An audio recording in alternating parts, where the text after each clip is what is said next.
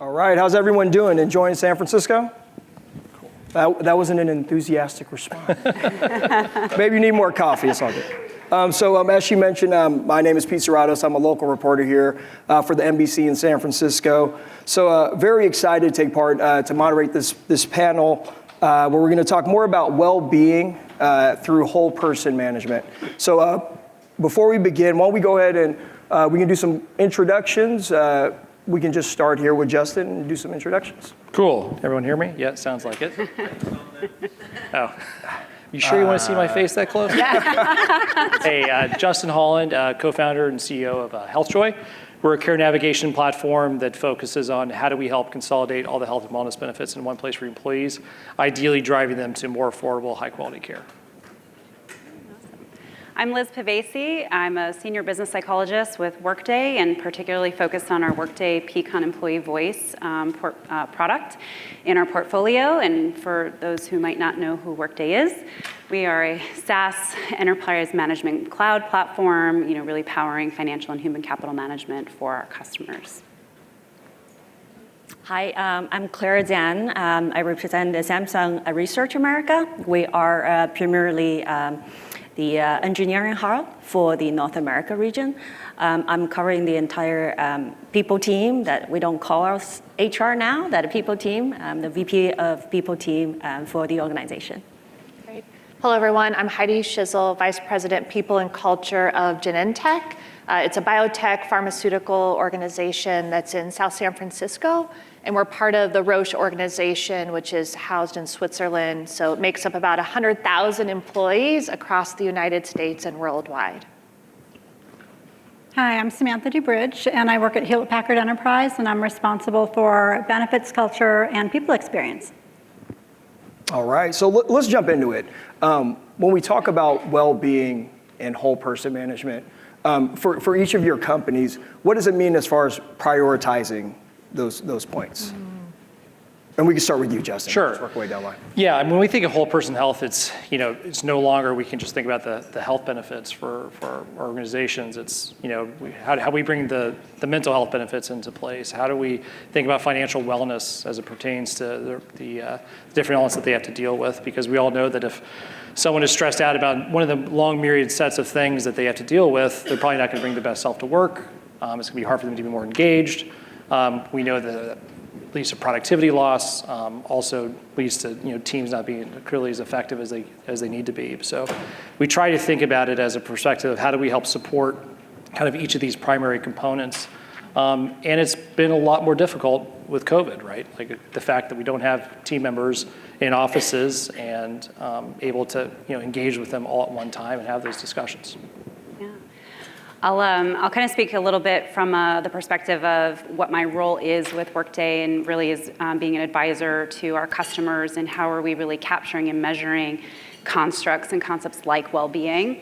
And that very much is mirrored in how we approach it as an organization. But when I think about well-being, I think what's important is really what do we really mean by that? And I look to how we talk about it from the World Health Organization's perspective, where they talk about well-being as a state of a state where a person is realizing their potential.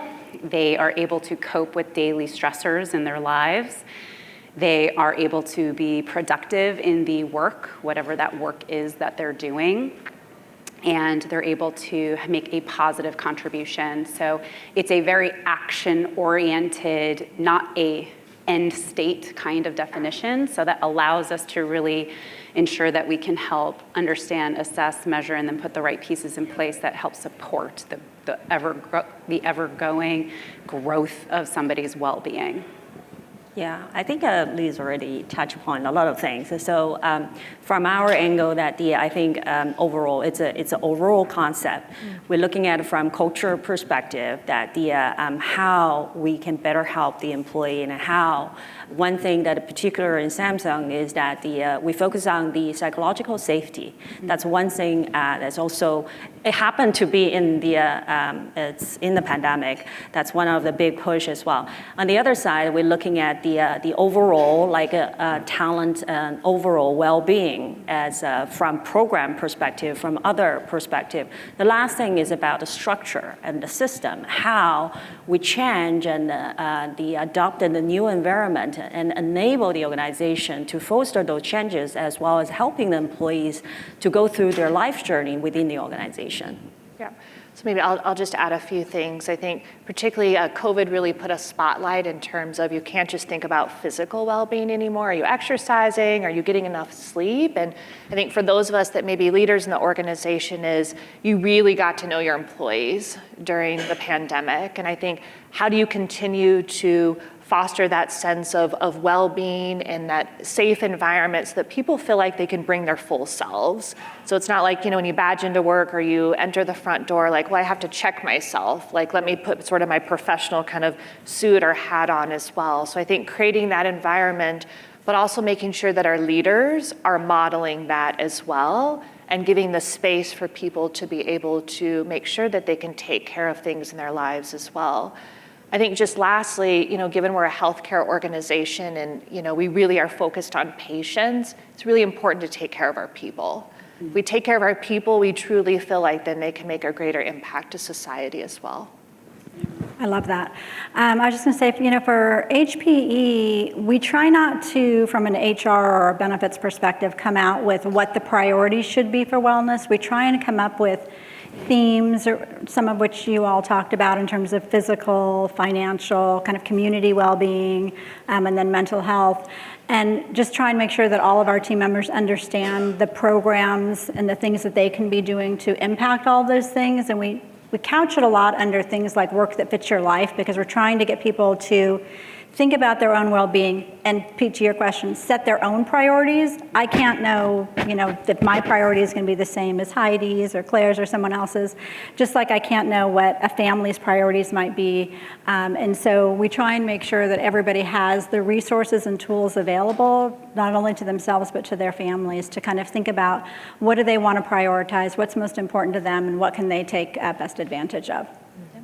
And is it safe to say, this is even just having this discussion about well-being and whole person management, it's a relatively new concept as far as bringing it out in the forefront. Is that fair in saying that?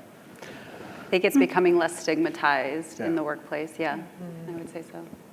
So with that said, what are some of since it is kind of a new ball game per se, what are some of the challenges as far as implementing this? And we can start with, why don't we start with you on that one? Just some of the challenges, of kind of putting this into practice, what we're talking about. I think for most of us, we've had, to Heidi's point, some form of well-being in our companies for a long time, and typically it was physical health. You did a walking challenge, or, you might have offered an EAP or something, but, you kind of had traditional programs.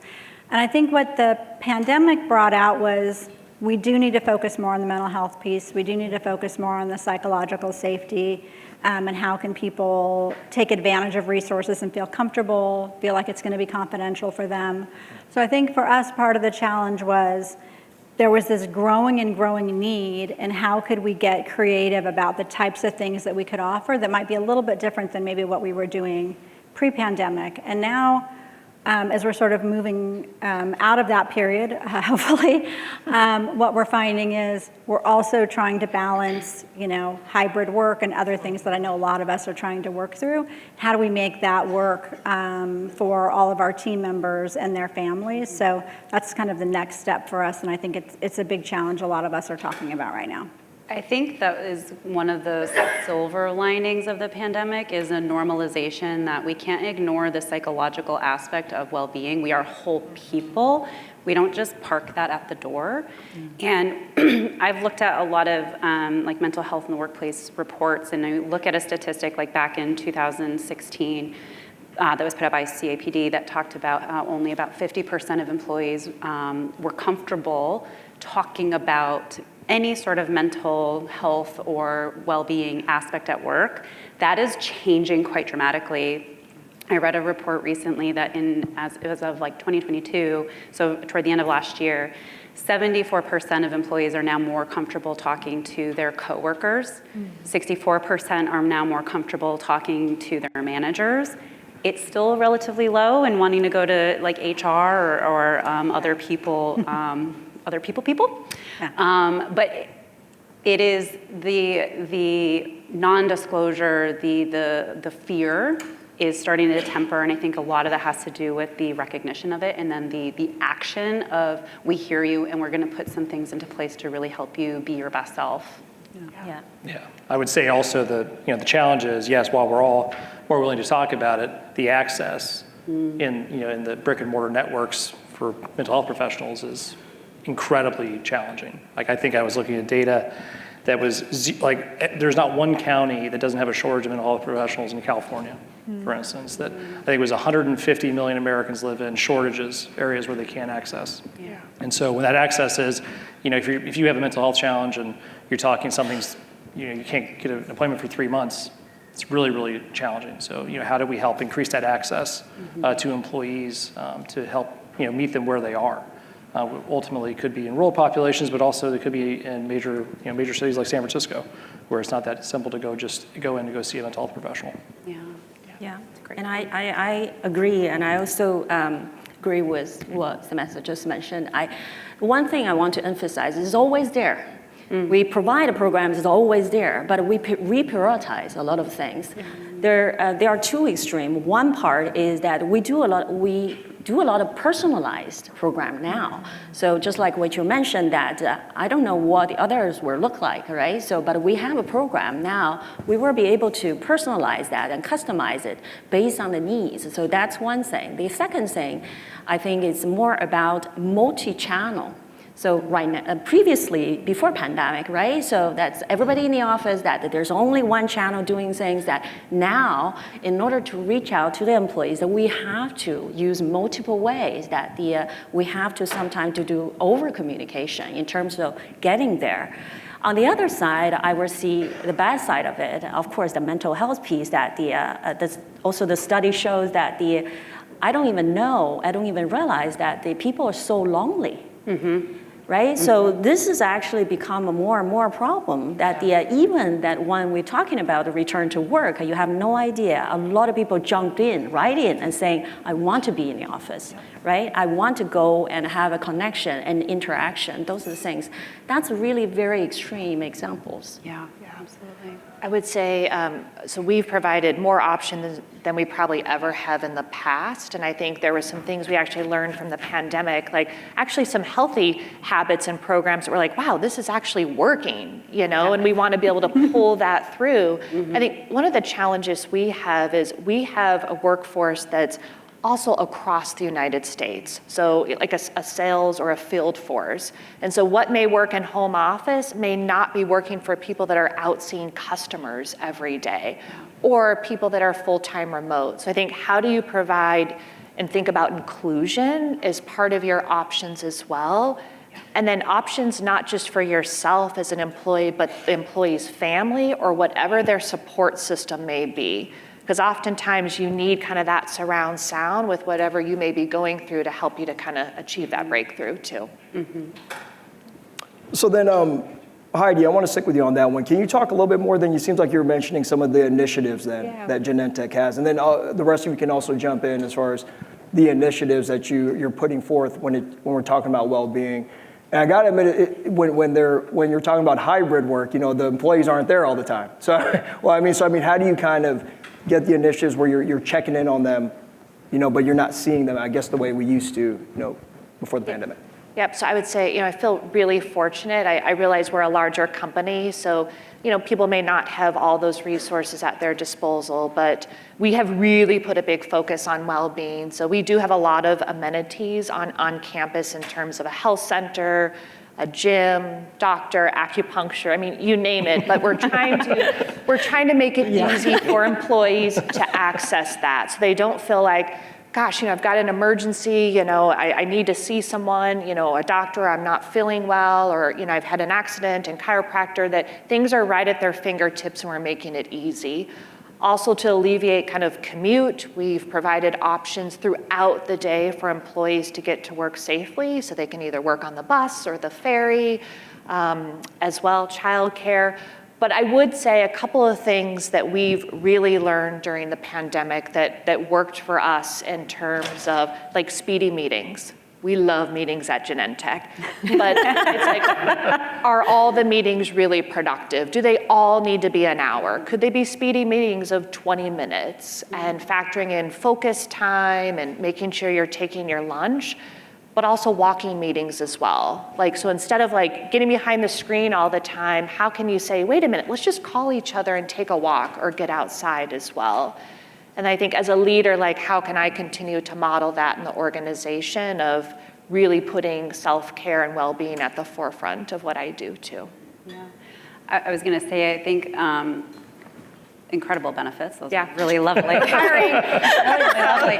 But what you started also talking about, Heidi, was like, it doesn't take that kind of investment to really start to build, it's building muscle, right? It's building new habits, new behaviors, modeling those habits and behaviors and having the system and structures around it. So, you know, I see, for example, one of our healthcare customers, large hospital system in the New York City area, and by really being able to have the real-time data that they could get with their nursing population, able to have very simple kinds of, I'll call it interventions, right, especially during like the pandemic, but as well as immediately after of what is it going to mean to help you deliberately take rest, right? This idea of deliberate rest and taking a break from your day-to-day for 10 minutes to do, like they did art walls in like their break rooms in hospitals. So you could color. Color is very meditative. It allows you to focus your brain. It allows it to quiet things down. And just having small things like that are investments in employee well-being to curb burnout, to curb, you know, potential bad forming habits of, you know, substance abuse or things that can get then, you know, very, very not great down the road. So it doesn't take, you know, I would say what's encouraging is that there's a lot of answers in your employee base, right, for small hacks or small things that help build muscle and build new habits and new behaviors that can really provide a big wins in their day-to-day.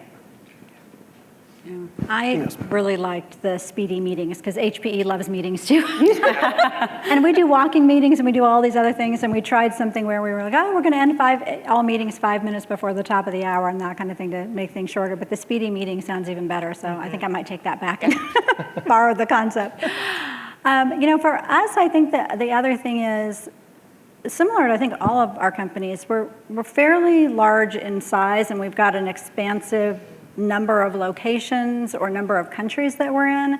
And so the other thing that we've been really trying to do is make sure that we're integrating better with the local culture. We can't assume that if we're offering a program in France or in Singapore, that it's going to land the same way that it would if we did it in San Jose or Houston or something. So we've been trying to get more connection with our local communities, and we've got wellness ambassadors and some other things in place to sort of help us land the programs in a way that's meaningful to people, and also sometimes customize them a little bit. We've also got manufacturing sites or sites where you know, we've got people, either sales or people that are out doing break fix, and what they need and what's convenient for them is not at all what, you know, an HR person or a finance person might find valuable. So I think Claire's point, what you were talking about is having that multiple modal way to get to people and really leveraging unique ways that maybe we haven't in the past before has been really important for us. Yeah. Claire, did you? We not just love meetings. We love to see you in person. I think before pandemic that we are old-fashioned organization, so seeing is believing from older leaders that they want to see you in person. But I think a pandemic completely shift the mindset as well as the perspective, which is a great thing. So it's not just an impact the overall wellness program, I would say, that we actually doing great in multiple platforms in terms of e-learning and the performance evaluation. We're shifting our training programs and leadership programs that they focus on different areas, that as I said before, that it's always there, but we just reprioritize. For example, that previously, when you're talking about leadership capability, that you never put compassion, right? Empathy on top of the list. But now that we focus on that and our performance evaluation depends on that, a lot of things that the programs that we built enable those new features as well as the new norms to adopt those changes. I think that's a major impact to me, that not just the overall, I think that this is the culture piece as well as the overall talent perspective, I think, a completely shift, and I hope it stays there. Very good points there. A quick raise of hands, speaking of that, do you like speedy meetings as a good initiative? I promise your bosses aren't looking. We'll leave that. I was going to add one thing. I guess I've started to do like a Loom. I don't know if you have like a video where I'll send it out to the employees every like 2 weeks. I'll go over kind of here's our level OKRs or metrics that we do for the, that we're going on. And then I'll talk about, it could be mental health, where we'll talk about something, trying to make sure that, trying to get that compassionate aspect of our culture through video to be as authentic as possible, because if we're not modeling as leaders, then how can we expect the other layers to do those things is one of the big challenges that we have when people are all over the place. And whether it's taking selfies when we're at the gym with different execs, when we're out on offsites, showing that we also care about our physical health. That I tell people when I go see my therapist, making sure that those are open parts of the communication that we have has helped normalize a lot of those things that I think is important for people to understand. Yep. So then, Justin, you kind of touched on it a little bit, I think, in the beginning, but just employee performance maybe being impacted when there is kind of a focus on the well-being. Can you talk a little bit about that, or do you see a difference in, I guess, employee output as far as their satisfaction when they feel that, from the, their bosses are saying, hey, we're checking in on you, want to make sure we're focusing on that whole person approach? Sure. I think the numbers are like 800 billion in lost productivity to unmanaged, care, for instance. I know many of the teams here had multiple people, or probably a lot of people here, also delayed care during COVID, didn't go see their primary care physician, or may not have seen their primary care physician since then, as well as many of you. And what that happens, well, you're gonna have increased healthcare costs, which are stressful from the financial perspective. You're gonna have catastrophic impacts. It's obviously not gonna be everybody, but those make a massive impact on individuals from a productivity perspective. And then just overall engagement. Like if you're not taking care of yourself, it makes it really hard to bring your best self to work. So I think the number is 800 billion is what they say, but the thing is, it is hard because I'm sure the 30, 40 benefits that Genentech has, how hard is it to communicate across all of those? And then for a lot of the mid-market companies, I've never met an overstaffed HR team. I've never met an HR team that has more resources than they know what to do with. And typically, communicating total rewards down at the specific disease level is not an expertise of total rewards departments. It only happens once the companies get, of a certain size. And so it's even more challenging for those, for the 50, 60 million employee lives that are in these mid-market companies that don't have the support. They don't have access to a lot of the great things that are available out market because they're not even sold. Those vendors don't even go sell into those because they can't. It's not going to work for them. And so how do you help? We have the larger company needs, which is we have everything, and how do we communicate those? And you have this other piece where we have teams that are typically just don't have the time in order to do it. Yeah, we can just work our way down. Sure. Sure. Can you just repeat the question? Oh, just focusing on well-being, the whole person approach. How does that affect Have you seen any effects when it comes to employee performance? 100%. I mean, there's no shortage of evidence that shows the connection between well-being, job performance, well-being, employee engagement.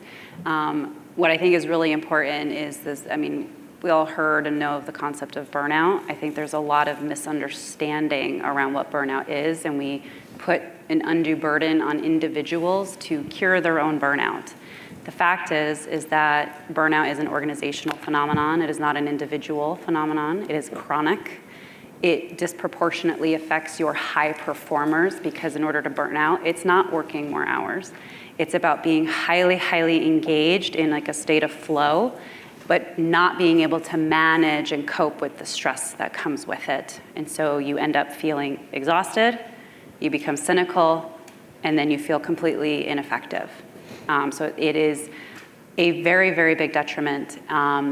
But most often companies don't have an opportunity or a mechanism to have burnout risk indicator. And so one of the most important things I think that we try to help bring to our customers are more proactive analytics and insights to be detecting and sensing these things that we can get ahead of and take some intervention with, like a burnout risk, like indicators of maybe well-being dropping, that really can help you curb any unwanted absenteeism, attrition, unwanted health risks, incidents, on manufacturing floors, things like that. So we want to take the science that we know from organizational psychology, positive psychology, health psychology, and really build it into how we can bring really insightful analytics to our customers to solve some of these big challenges that can either result in detriments or be catalysts and create more opportunities, right? For not just your organization, but it comes from your people, right? If we're investing in our people and our people are thriving, our organizations thrive. We are all in the business of people. And then Claire. Yeah, we are customer, first of all, and thank you very much for the analytics. And I think that at the very beginning of the pandemic, we are all panicked in terms of looking at productivity. We are really worried about that. When people are not here, we won't be able to see them, or they're low in productivity. Actually, that we have a system to tracking all the activities. So those pieces that the data analytic piece providing our best picture of it, we actually booming in terms of productivity. To some stage, we're worried that the people burn out. And that's where we started to create more programs as well as especially the awareness training for our managers as well as our employees to create boundaries. It is okay to stop at a certain time because now that we joke about that your commute is between your living room with your bedroom. And so it's easy, right? So your laptops is always on, then your work never stops, your emails continue to flood it in. So that's where we want to introduce the idea to our employees to making sure that they create boundaries. Their leaders create boundaries and to tell them when to stop.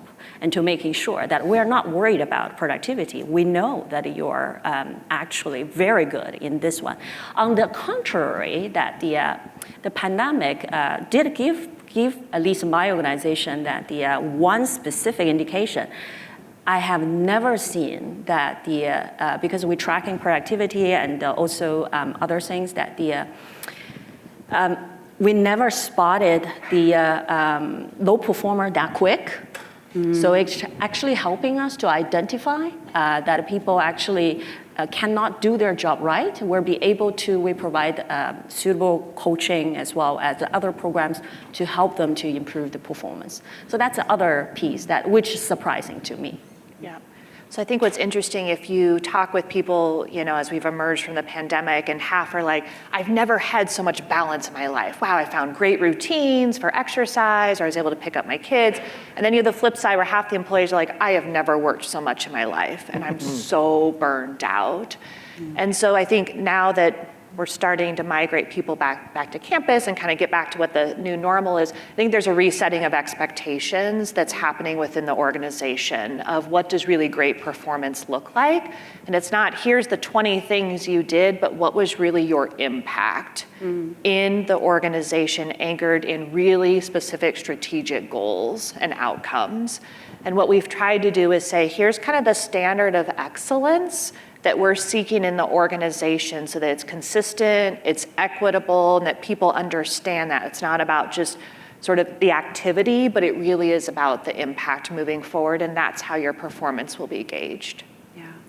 Yeah, we're pretty similar in that perspective where we've started to have more discussion about true impact versus the to-do list. You know, you worked really hard, but what was actually the end game for that? And I think, you know, one of the other things we've done is we've had this period of time where we're trying to find the right answers, and in some cases the answers are different for different teams and different types of jobs.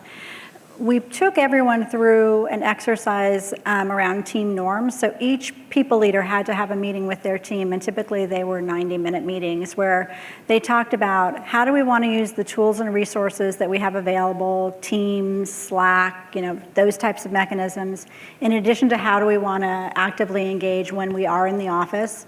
And then the other three areas we had were around inclusion and how do we make sure everyone feels like they're a part of the discussion and that we're really benefiting from everyone. If you're in a meeting and you haven't said anything, the last 2 times you've been in that meeting, kind of what's happening there? Is it you don't feel like you can, or is it that you shouldn't really be in that meeting? So we're trying to get people more intentional about how they're spending their time. And then we also talked about team performance. So this was actually something we haven't traditionally done as much of. We've been very focused on individual performance and individual performance reviews and things like that.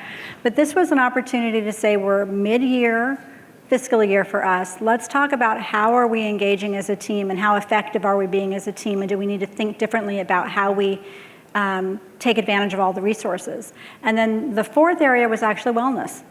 And it was how do we respect boundaries that people set? How do we come up with the right approach to, you know, if someone's taking a day off, something should really be burning if they're contacted on their day off. And it was starting to become a norm during the pandemic where people were constantly, to Claire's point, working, you know, lots of different hours. They didn't really have boundaries anymore. And they also weren't really taking vacations. And so now we're getting back into that normal cycle. So we were trying to just make sure that we've intentionally had those, you know, each team could intentionally have those discussions. And we got such good feedback. I think it's going to be something that we do on an annual basis, just to do more of that team check-in piece. So that's a new piece of the performance puzzle for us. I love that. God, I think we're having so much good information. I'm going to try to fit in a few more questions here. Great Q&A here with the panel. So Heidi, it's a good conversation. So Heidi, you mentioned this reset, right? And I kind of want to lean into that and get everyone's perspective on the panel. Just resetting that mindset of the workplace norms. It's in this, we always hear the hybrid work environment, right? You know, people have become accustomed to making work kind of revolve around, you know, if you got to drop off your kids, if you have to do things of that nature, just resetting how it's going to look in the future. Can you talk about some of the, I guess, the difficulties of that as people return to the workplace?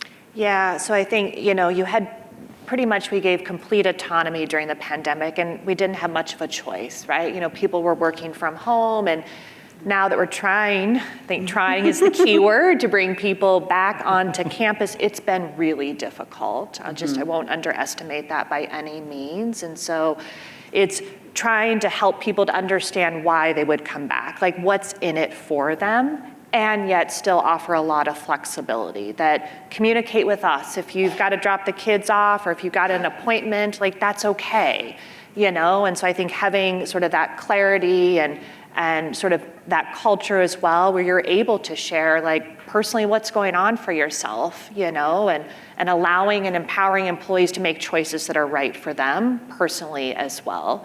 So, but I'd say we haven't completely solved it. If anyone has the answers, please let me know. But I think we're trying to foster a sense of community, because employees during the pandemic, their community was their home and what was around them.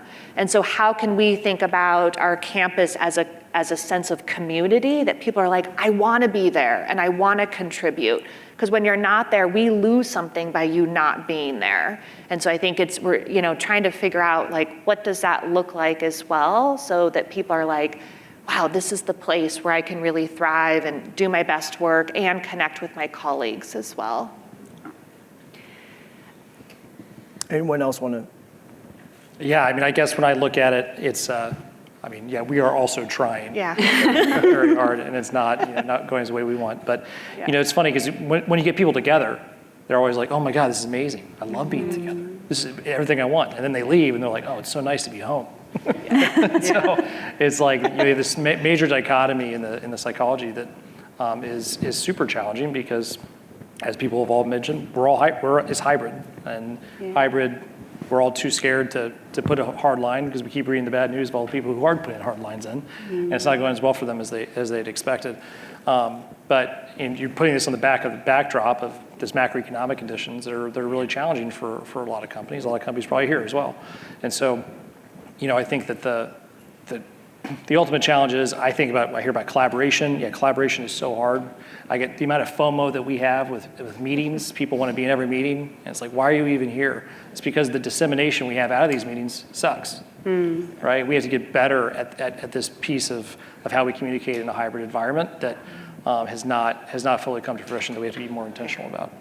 Yeah, Heidi and I were talking before about what's the intentionality of all of the newer approach or the new policies, or I think part of it is providing. I love what you were talking about, Samantha, about what are the team norms? What are we collectively defining as the way to work, the way to communicate?